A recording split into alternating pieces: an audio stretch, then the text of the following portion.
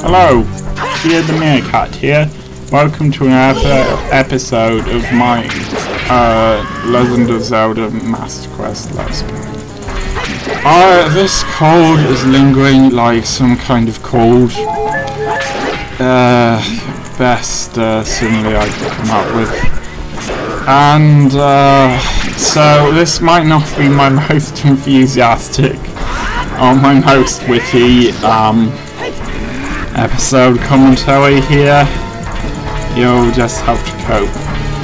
I do think I'm getting better at dodging the attacks of things like the Iron Knuckle and the Lizphos.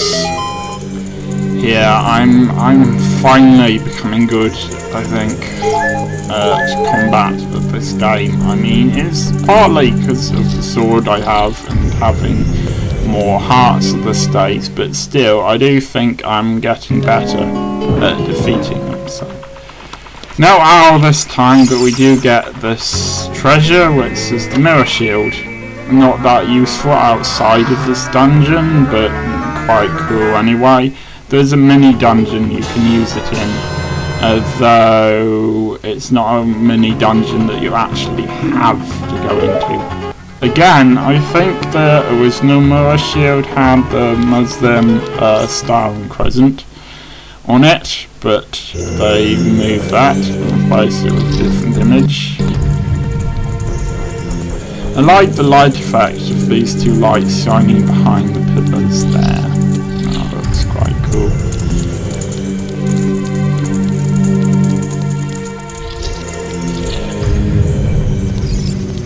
You don't really have to fight them again if you don't want to. I decided to because what the heck I did. See, I am getting better at dodging them. This has been one of those episodes where everything just seems to have gone well. I mean, I did get a little lost, and you'll be seeing that later on. But apart from that, I didn't get hurt a lot, and I managed to do all of the puzzles pretty well, and just sometimes it seems during an episode where everything that can go wrong will go wrong, and you're just bad at things, to put it simply. And then this time I was just on fire, basically, not literally, and just really good at it. So, although I admit it did take me a minute to figure out where I needed to stand with the mirror shield. Here, if you played Majora's Mask, you might be familiar with the mirror shield. It projects light onto things when you're standing in light, so it works like a mirror, yes? Although, actually, no, it doesn't. What am I talking about? That was rubbish. Real mirrors don't reflect a strong beam of light that makes that happen. Anyway, they really are sinister, those sun things. It's quite hard to approach this thing from the back, which would be the best strategy normally, but since it's up on that pedestal, I think you just really have to approach it from the front. So, Sun Song again is quite useful. You can waste some magic power if you want by using the fire spell. I've forgotten what it's called. The fire spell the Great Fairy gave you, but it's not really worth it. Weird floating potion alert.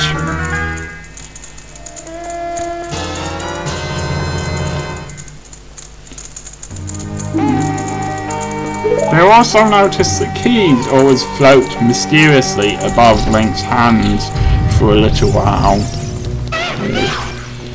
Anyway, there's really no point in fighting the Lizphos again.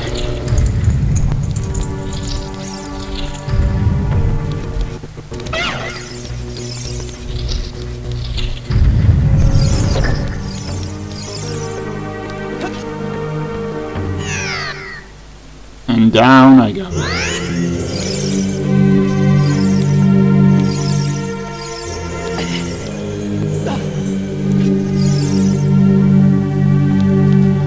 it's quite easy to fall off these things. You do have to be careful. Although I suppose the penalty for that isn't that steep.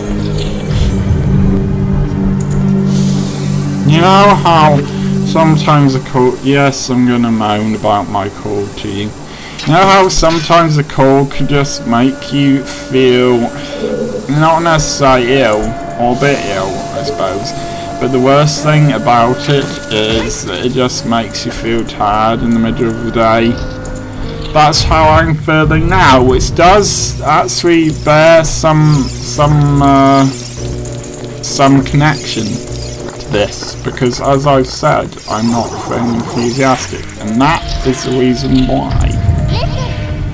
So, alright, well, I think you start off with one wall master or floor master, whatever it's called, in the room, and then with the second and third suns, another one comes out, so you end up with 3 in total, 1 per sun. So yeah, it is quite difficult to dodge them and dodge the Stalfos and attack the Stalfos at the same time, especially since that can happen. But look at the pure skill of managing to use the newest shield to get both of those at the same time. And furthermore, I did it entirely by accident. That's how cool I am. Even when I'm not trying, I managed to get both. Isn't that amazing? I think that's sort of the opposite to self-deprecating humour there.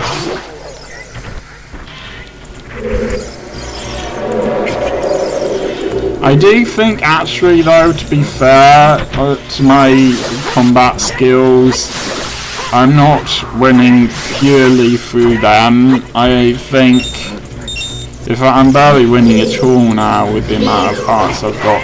I think a lot of it is just because my character has just gotten stronger due to better equipment and more hearts and things like that. So it's interesting. Those suns disappear from the wall. They don't open their eyes and become alive.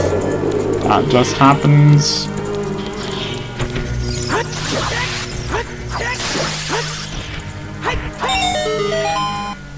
So yes, that sound that you can hear is not a good thing. It's these things that we last encountered in the water temple, I think. And rather annoyingly, it's quite hard when you break these pots for the stuff that falls out of them to not fall directly in the path of these spiky things. Spiky things, that's their Latin name, that move up and down across the screen. I think as well, all the stuff I had to do in this episode, or 90% of it anyway, is pretty clear just from looking at it. None of the puzzles are really that tricky until the very end. It's not like the block puzzles in the last episode. Took me a while to work out what I was going to switch out the bomb for, and there was really no point in me switching out the bomb for a moment, but I don't like to keep the bomb on there as an option in case I accidentally use that option. So, want to mistakenly set off a bomb just next to me. No, you do not have much time. You might recognise this fountain as being the fountain at the entrance, which up until now you'd probably be thinking, well, how do we get past this fountain over here on the right hand side?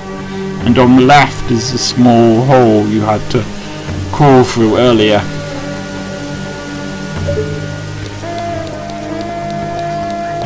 I think I thought I had a key at that point. Not that it matters that much. There's supposed to be a gold sculpture, and I thought it was in here, and it turns out that it was in here instead. But that's what I was looking for earlier. I thought it would be somewhere around the fountain area.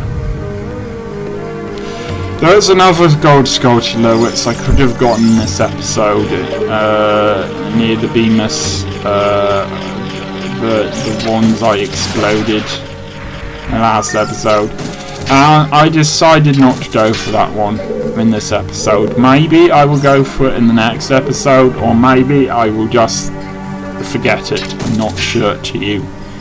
I don't know. I'm sure if you're actually playing along with this, you can look at the strategy guide. It just seems like a lot of effort to go back to the Bemis room and get it from there. So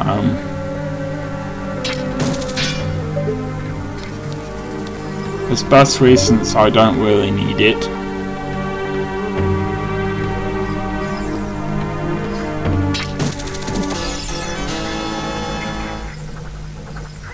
You need to make sure you don't sink into the sand here. I think you have to start from the entrance again if you do that.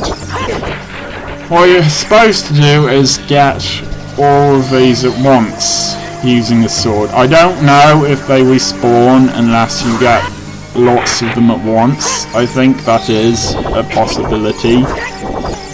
They're actually quite hard to get as well because they appear and disappear very quickly, and managing to get them all is tricky. Now it looks there like it got a fairy, so I guess it restored some of my hearts, but I suppose at the moment they've stopped restoring my hearts fully.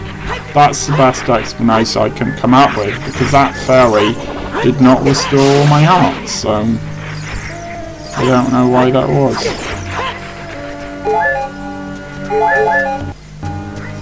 See, there's just loads of them. Maybe they do respawn.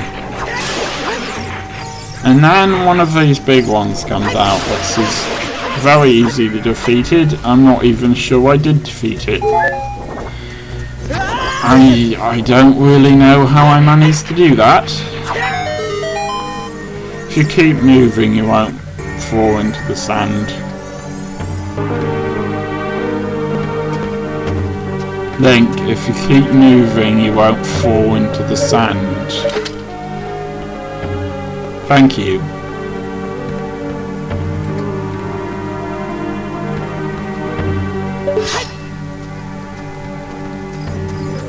And what do we do when we see one of those symbols? If you don't know, you'll find out in a second. I looked up there earlier, a few seconds ago. I couldn't see it from the ground, so I assumed that you needed the lens of truth to see it, but you don't. As you can see. There's another pointless comment there. And all of this is for 50 rupees. I probably should have mentioned that in the beginning, that this room is actually pretty pointless unless you actually need to get 50 rupees. Well, I suppose there's a sculpture as well, but yes, if you don't feel like fighting those things down there, don't bother.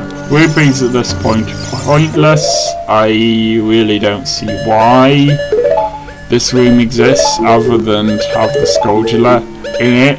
It allows you to get things that you don't need and probably have loads of. So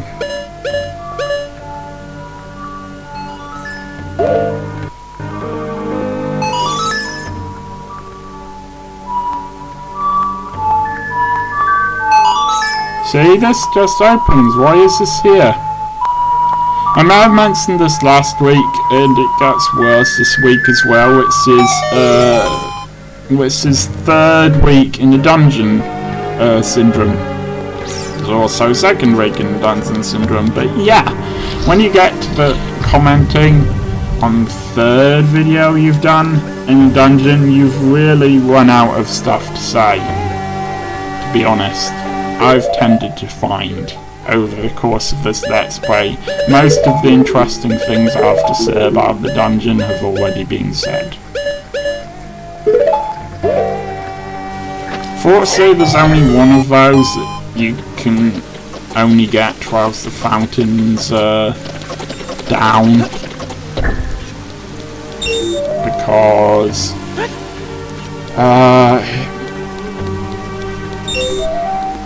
because this timer runs out very quickly. And don't let yourself be crushed by going into the ceiling like that. That's a very bad thing.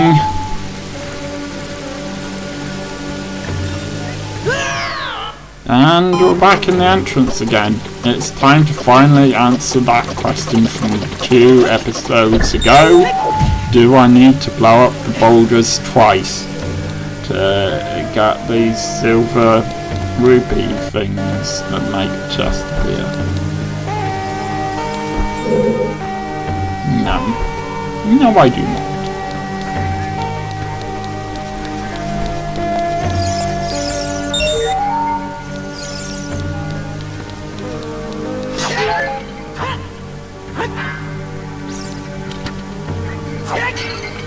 Don't worry, in the next episode I will finish this dungeon.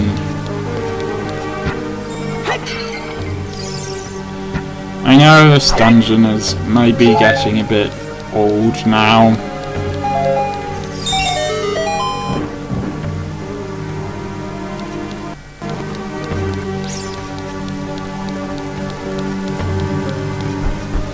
Now you need to go all the way back to the other side of the fountain you were just at. And at this point I got lost and I forgot the way back to the fountain. I mean, I managed to get up there, although it took longer than I made it seem. I cut out some stuff of me trying to aim properly with the long shot. But yeah, you need to get back up to the top of here and then go through the same door you went through earlier.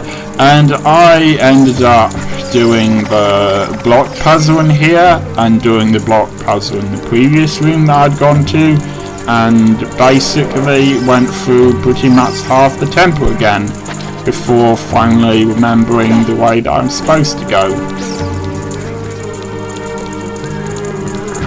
Although I haven't shown any of that stuff off.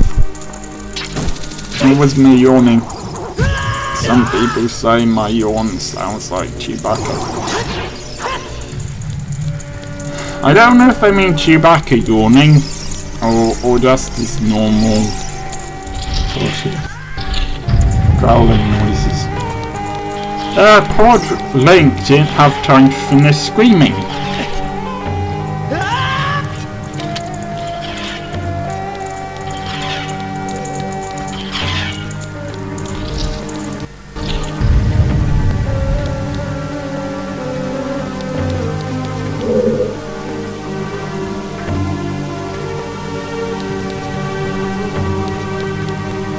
This is the only tricky puzzle in this episode, I think.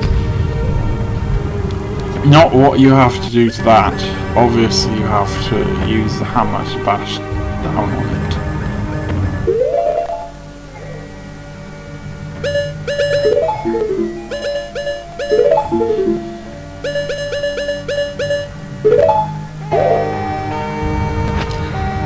And there is another of these things from outside the Forest Temple. Haven't seen those in a while. So the best thing to do is to use arrows, which I eventually worked out was the best thing to do, although it did take me a while. At first I thought that I could use the Megaton hammer against it and just get it that way, but it didn't prove to be worth it. These boulders are annoying, they're easy to avoid, and I basically didn't bother to avoid them.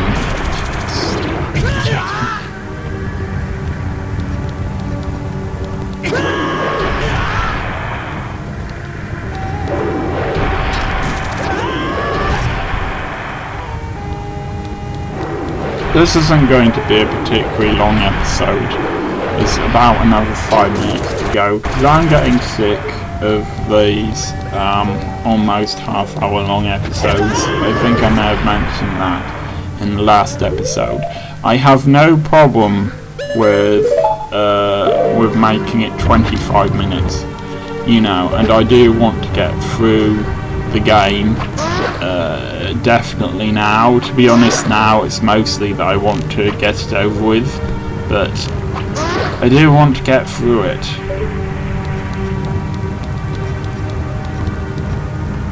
So notice it's got a time block above it. So this tells us that we need to play the Song of Time.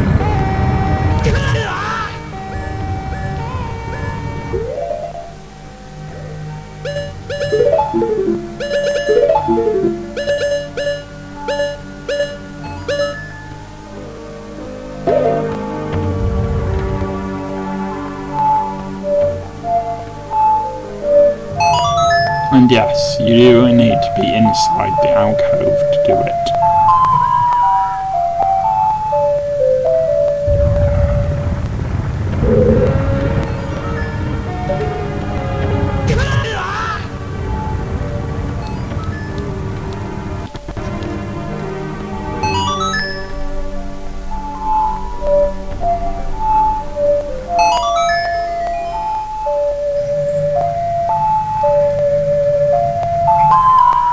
I don't know why I wasn't more careful with those boulders. Okay, so this is the milk crate that we saw at the farm earlier, where Sarah lives. Where Epona lived. Mawam, the person I was talking about, not Sarah. So you need to play Epona's song.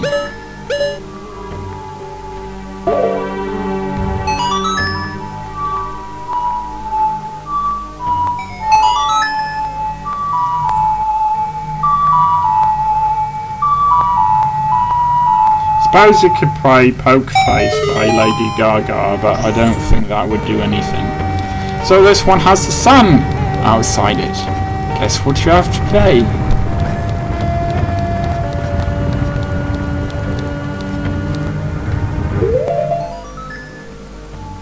Actually, something I'm thinking of doing for my next Let's Play is to follow the style I followed with my Star Trek Let's Play, which is just to record it live. To not record the commentary afterwards, because that just makes things so much quicker. And my next video, I'm going to give you a little bit of a hint here. Right, this one's just a process of elimination, basically. You should be able to work it out fairly simply. I mean, it's not going to be one of the ones that teleports you outside a temple, so it's not going to be one you've used previously.